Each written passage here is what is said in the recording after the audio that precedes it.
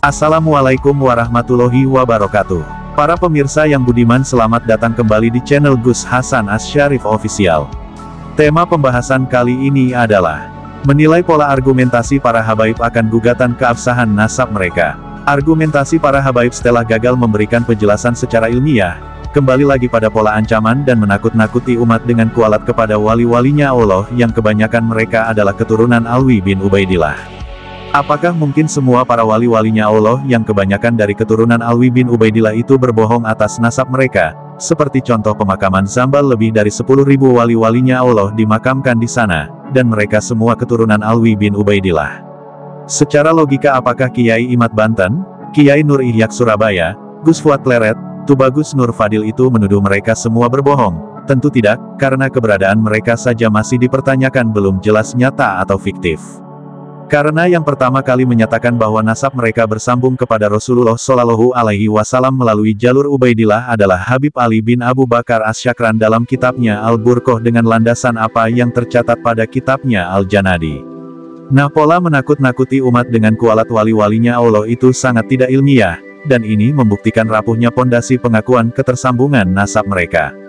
Jika memang silsilah nasab mereka itu benar dan valid ketersambungan kepada Rasulullah Shallallahu Alaihi Wasallam, maka tentu akan mudah sekali menunjukkan bukti-bukti catatan ilmiah secara turun-temurun. Sementara semua catatan silsilah nasab mereka itu ditulis sejak abad ke-9 Hijriah dan tidak ada data internal maupun eksternal yang mencatat silsilah nasab mereka dari sebelum abad ke-9 Hijriah ke atas sampai abad ke-4 masa hidup Ahmad bin Isa yang diklaim sebagai leluhur mereka melalui jalur Alwi bin Ubaidillah bin Ahmad bin Isa.